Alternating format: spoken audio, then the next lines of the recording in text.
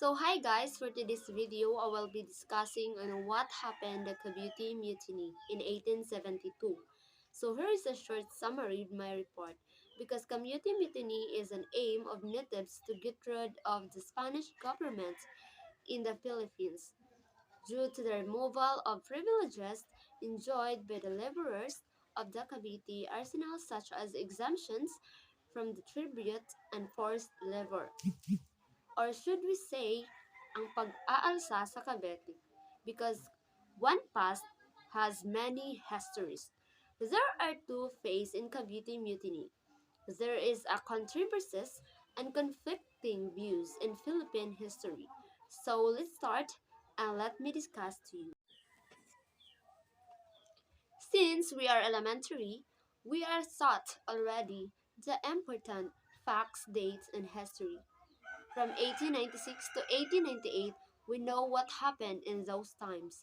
But guys, we have to remember that as equally historic and significant is the year in 1872. This is so very important because there is no 1896 revolution if no 1872 revolution in Cavite Mutiny. Now, there is two major events in 1872 happened. The first one is the 1872 Cavite Mutiny, and the second one is the martyrdom of the three priests, or should we say, ito yung mga pari na tinatawag nating Gomborza. Kindly take note of that. Na sina Pari Gomez, Burgos, and Zamora. Now, I told you a while ago that Cavite Mutiny has two phases happen. So, the first one, there is the Filipino version of Cavite Mutiny and then the Spanish version. So, ano nga ba talaga ang version ng Pilipino na nangyari noong 1872 sa Cavite? Halika. So now, before we will going on, let us define first what is a mutiny. A mutiny is a form of rebellion against authority, or should we say, ang pag-aalsa sa namumuno, that comes from an old verb, mutin, which means revolt. And then, we're going back to the Filipino version of Cavite Mutiny and we will tackle about. Now, who is Dr. Trinidad Hermenegildo Pardo de Tavera? This doctor is a Filipino scholar and researcher who wrote a Filipino version of the bloody incident in Cavite. Now, what is the Filipino version all about? According to Pardo de Tavera, the incident was merely a mutiny by Filipino soldier and laborer of Cavite Arsenal to the dissatisfaction arising from the draconian policies of Izquierdo. So ano nga ba ang policy na ito?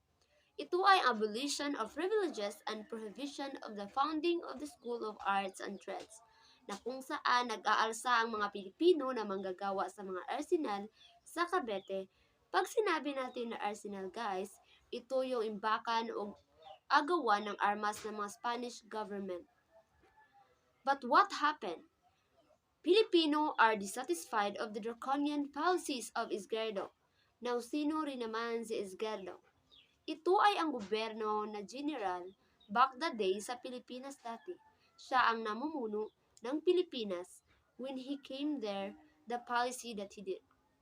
At ito ang mga abolusyon na ini-enjoy ng mga Pilipino at manggagawa sa arsenal.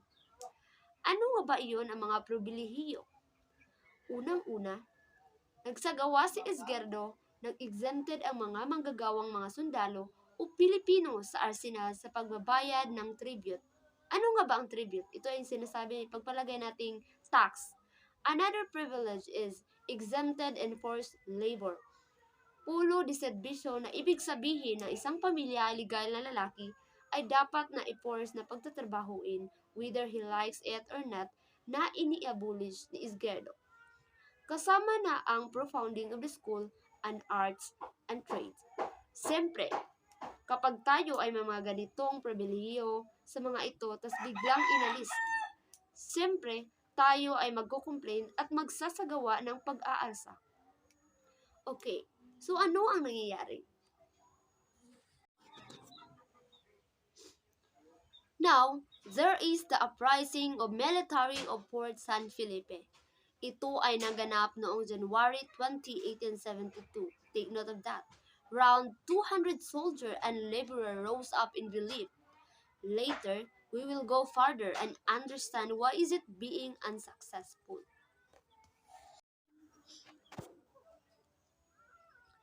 Now, pumasok ang ating Gomborza Fathers, na the collective name of the three martyred priests. Bakit nga ba sila nadamay sa isyong ito? Of course, sa isang pag-aasa ay may tinuturo ng mastermind. So there are a tag of the mastermind of the Cavity Mutiny. Just imagine, they are just doing only the char's doing purposes and nadamay sila. Therefore, we will go further and try to connect why. So the Gomborza father, they were a prominent Filipino priest charged with treason and seditions. So may kaso pala sila guys. Bakit kaya nung una pa may tinatawag na tayo na secularization? Ano nga ba ang secularization? Ito ay isang movement na kung saan ang mga kaparian o native clergy na nais na magkaroon ng simbahan o magandang posisyon o authority.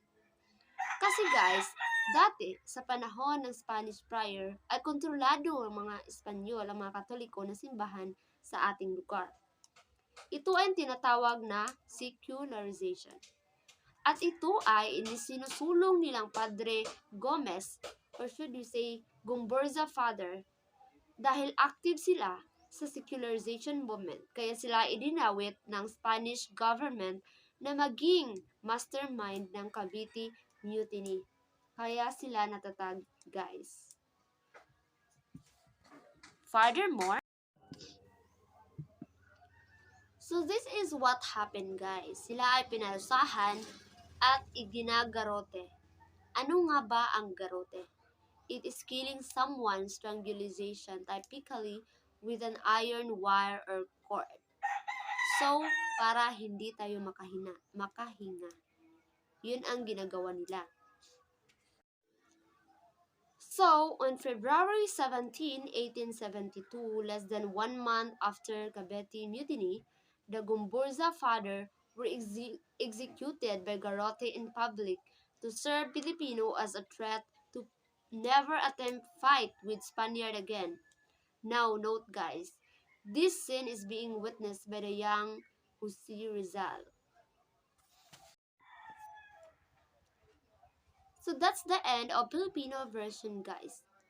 If there is a Filipino, there is also a Spanish version. So let's tackle with this two-side opinion. The Spanish version ay sinulat naman ni Jose Y. Vidal, a prolific Spanish historian, documented to event according to the Spanish. They highlighted that Cavite Mutiny is an attempt of the Indies to overthrow the Spanish government in the Philippines. At the same time, Mayor Izquierdo magnified and report in Hari in España to implicate the native clergy to activate in secularization. In Spaniard account, 1872 was premeditated, or should we say pinagplanuhang mabuti. It's a big conspiracy among educator leaders, mestizos, lawyers, and residents of Manila and Cavite. They allegedly planned to liquidate high-ranking Spanish officers, then kill friars. So this is the Spanish version, guys.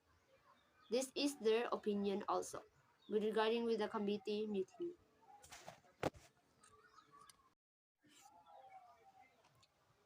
So in January 20, 1872 naman, the district Sampaloc celebrated the feast of the Virgin Loreto came with some firework display.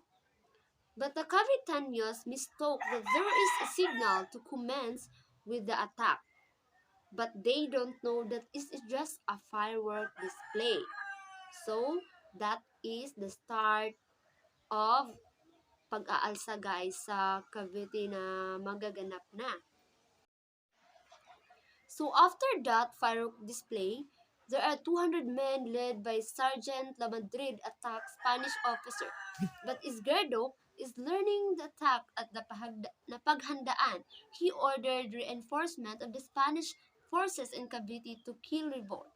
But at the same time, akala ng mga Caviteño that Manileño helped with them revolt at hindi dumating. Natalo sila na naging unsuccessful ang kanilang revolusyon o pag-aalsa.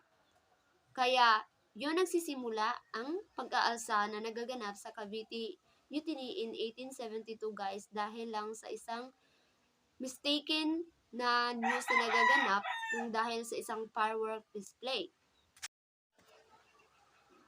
So in the result guys, the leader of lot were killed and the Gamburza fathers were tried by a court martial and sentenced to be executed and the others sentenced to life imprisonment.